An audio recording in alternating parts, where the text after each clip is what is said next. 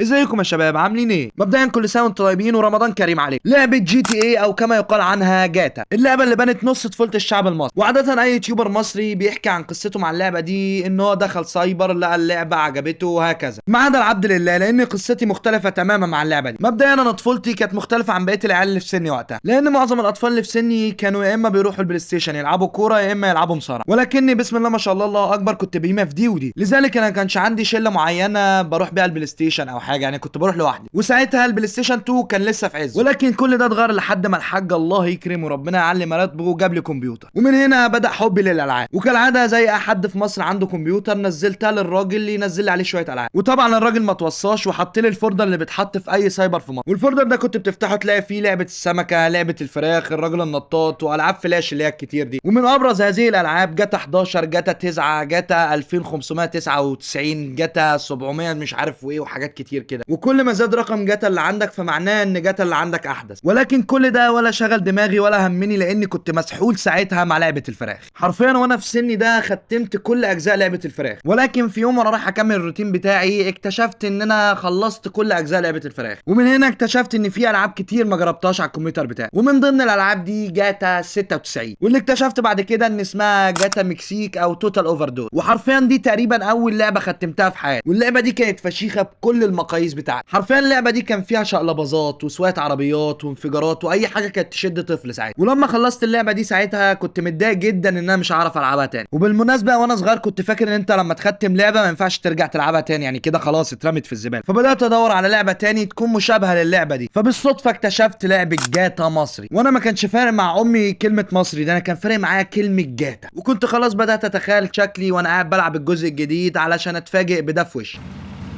حرفيا كل اللي لقيته راجل زنجي لابس فانيلا حمالات وشغال يلطش في الناس. حرفيا فضلت مسحول مع اللعبه دي اسبوع وانا مش فاهم ايه اللي بيحصل. يعني كنت اجي كل يوم افتح اللعبه كده واقعد قدامها، لا انا فاهم هو عاوز ايه ولا هو فاهم انا عاوز ايه، ولا حد فاهم ايه اللي بيحصل اصلا. وكمان وانا صغير كنت بستحرم اقفل اللعبه دي والاذان بيأذن لان كان في مسجد في اللعبه. فكان تفكيري كله وانا صغير ان انا ما ينفعش اقفل على الناس دي وهي بتصلي يعني حرام. وده كان من اكبر الاسباب اللي خلاني افضل العب اللعبه دي لمده اسبوع كامل وانا مش فاهم هي بتقول ايه. علشان كده بعدها بدات ادور تاني على لعبه تبقى شبه لعبه جاتا الاولانيه خالص اللي انا لعبتها، علشان الاقي فولدر جديد مكتوب عليه كلمه جاتا حديثه بس، يعني حرفيا هو مكتوب عليه جاتا حديثه. فدخلت على اللعبه دي وجس وات لقيت مين في وشي؟ نفس الراجل الزنجي اللي في اللعبه اللي قبليها، ولكن الاختلاف هنا انه لابس فانيلا ما عليهاش علم مصر. فمش عاوز اقول لكم على كميه الاحباط اللي حصلت لي كطفل لما لقيت الراجل ده تاني في وشي. وفضلت يجي تلت ساعه قاعد متنح للشاشه كده ما بعملش حاجه وعناية مرغرغه كده وعاوز اعيط. وفضلت برضك ماشي في اللعبه دي شويه قاعد بدور على البطل اللي انا لعبت بيه في اول لعبه خالص، لاني حرفيا كنت ساعتها بدور على راجل مكسيكي وبسكسوكه، لقيت لك جايب لي واحد افريقي وتقريبا اقرع يعني على حسب ما اتذكر. وحاولت ادي لنفسي فرصه تانية مع اللعبه دي يمكن تكون كويسه، ولكني اكتشفت ان هم هدوا الجامع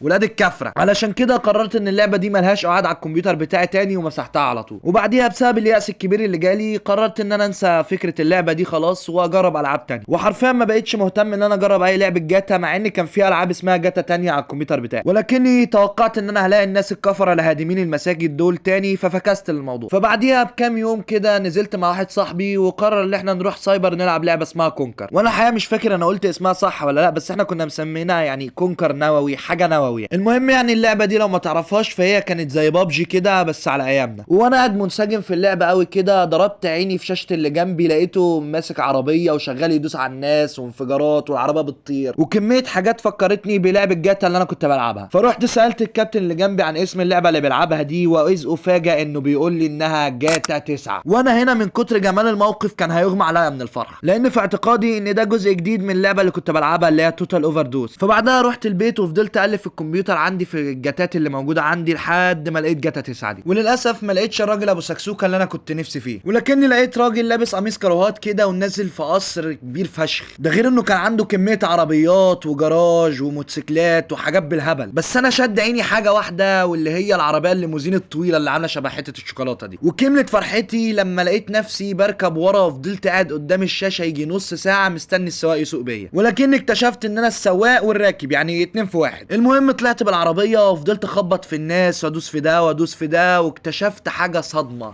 ان هنا في بوليس بيمنعني ان انا اعمل الحاجات دي. واكتشفت هنا برضو ان انا ممكن اقتلهم عادي يعني، وبجميع انواع الاسلحه والتعذيب واي حاجه ممكن تتخيل. وبسبب ان انا كنت طفل لطيف وانا صغير يعني مسكتهم طلعت عين ابوهم، وده كان سبب من اسباب حبي للعبه دي. واكتشفت بعد كده لما كبرت ان اللعبه دي اسمها جي تي اي فايس سيتي، ولعبه الرجل الزنجي دي كانت لعبه جي تي اي سان اندريس. المهم لما العبد لله كبر وترعرع شويه بدا يروح البلاي ستيشن اكتر، وساعتها بلاي ستيشن 2 سلم المسيره للبلاي ستيشن 3. واول لعبه ختمها على الجهاز ده كانت واحده من اعظم بل اعظم لعبه في تاريخ البشريه، الا وهي جاد اوف وور 3. صراحه مش عارف ليه قلتها جاد اوف وور 3 يعني، بس جاد اوف وور الجزء الثالث. المهم بعد ما خلصت اللعبه دي كنت دايما بلاقي شباب كبار كده قاعدين مع بعض اكبر مني في السن يعني، وقاعدين يلعبوا لعبه معينه. وفي يوم من الايام علشان كنت ضارب صحوبيه مع الشباب اللي اكبر مني دول مع انهم كانوا اكبر مني بسنين ضوئيه، قرروا يدوني الشرف ان انا احمل الدراع بتاع الجهاز بتاعهم والعب لعبه جاتا. وانا هنا حسيت نفسي انهم كانوا بيتوجوني، لان يعني مفيش حد بيوصل لمستوى الثقه العالي ده معاهم غير لما يدوله الدراع يعني، فاهم؟ وهنا مسكت الدراع وفضلت العب اللعبه، واكتشفت ان هم شالوا الراجل ابو قميص كروهات. علشان كده ما كملتش دقيقتين على الجهاز ورحت جاي اخد بعضي وماشي وسايبه. وفضلت مقتنع ان جي تي اي دي واحده من اوسخ الالعاب بسبب انها كانت بتعلقنا بالبطل والجزء اللي بعده اتغير، وبتعلقنا بالبطل والجزء اللي بعده اتغير. وحتى الان انا على هذا الراي ان جي تي اي بدات تفقد هدفها الاساسي يعني، بدات